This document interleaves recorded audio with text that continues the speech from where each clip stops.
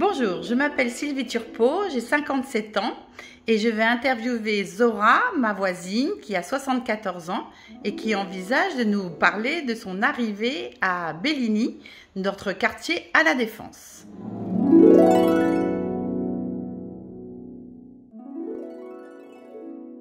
Quand nous sommes arrivés, mes propres enfants jouaient dans les champs, nous avions des champs.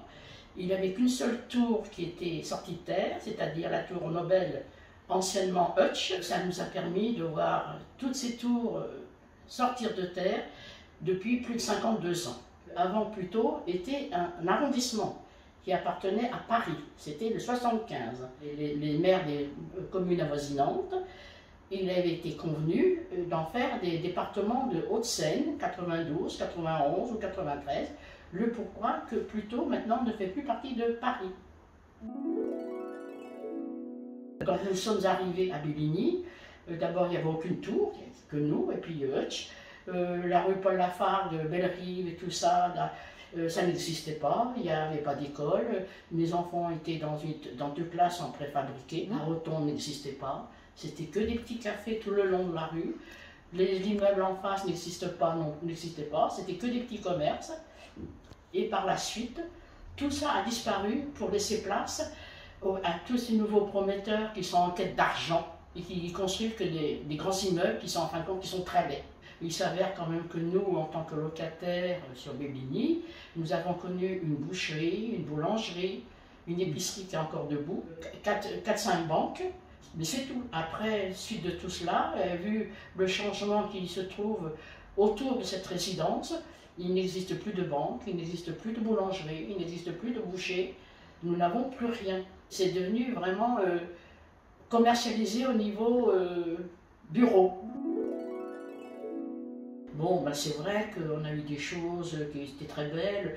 Comme je me souviens en 1990, on a eu l'occasion d'avoir le grand concert de Jean-Michel Jarre qui a mis des toiles sur toutes les tours, qui est venu répéter pendant un mois, qui nous a empêchés pendant un mois de dormir, parce qu'eux, ils avaient le droit de répéter jusqu'à 2-3 heures du matin, mais qu'importe les locataires à côté.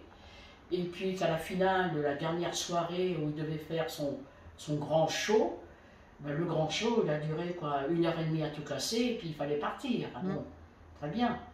Mais c'est vrai que c'est un événement, on avait fermé le pont plus tôt, les gens ils venaient avec leurs chaises pliantes, la rue Belligny elle était fermée, à droite à gauche on faisait cuire des merguez et tout ça et tout, les gens ils achetaient. On a eu la chance aussi pendant un temps d'avoir une vigne qui avait été décidée par Madame le maire, c'est Caldi Renaud, du Bourgogne à ligoté blanc, Bourgogne à ligoté noir. Et puis il s'est aperçu qu'au bout de 2-3 ans, en fin de compte, c'était de la piquette. Donc elle a fait tout supprimer. Très bonne idée, parce que maintenant, il est installé des nouveaux restaurants. On prend plaisir à venir y manger, à y boire et tout. Bon, ben, tant mieux pour nous, et puis pour tout le monde, surtout les gens aux alentours qui travaillent, au contraire. Ça fait travailler les petits commerces. Et puis, bon, on a eu le bassin Takis qui est arrivé. 2 escaliers mécaniques, parce qu'avant, c'était des marches, on n'arrivait pas, le métro n'existait pas. Il est arrivé, le métro, tant mieux. Surtout tant mieux pour moi, parce que je travaillais sur Paris. Donc, avoir le métro en bas de chez moi, Esplanade de la Défense, ça faisait très riche, mais moi, j'étais pas riche. En plus de ça, je ne sais pas, mais il y en a beaucoup qui doivent pas le savoir, mais avant, on avait une boîte de nuit à la Défense, que j'ai fréquentée, qui était super bien. Nous avons l'église Notre-Dame de Pentecôte. On descend un petit peu plus sur la droite, mais toujours face à l'Arche, on peut trouver le pouce de César, qui nous amène directement sur Courbevoie. Ce qu'il y a de bien aussi, par contre, avec la Grande Arche, c'est que quand vous arrivez derrière la Grande Arche, vous n'avez même plus besoin de prendre le métro, vous pouvez y aller à pied, vous arrivez carrément sur Nanterre. Et je trouve que c'est super, d'autant plus qu'on y traverse des beaux parcs. Celui qui ne connaît pas, je lui conseille d'y aller. Et je trouve que, même encore maintenant, tous ces beaux monuments, ils sortent de terre trop rapidement. Et il arrive, pendant un laps de temps, que ça a besoin de réflexion, de rénovation, de refaire des travaux et tout. Tout ce qui est moderne, de toute façon, c'est construit tellement vite, qu'en fin de compte, ça redemande encore un investissement. Plus ça va, plus on trouve quand même toujours des terrains pour construire des tours. Mais en fin de compte, le jeune qui va habiter par ici, d'abord, il aura du mal, à moins qu'il ait une très bonne situation.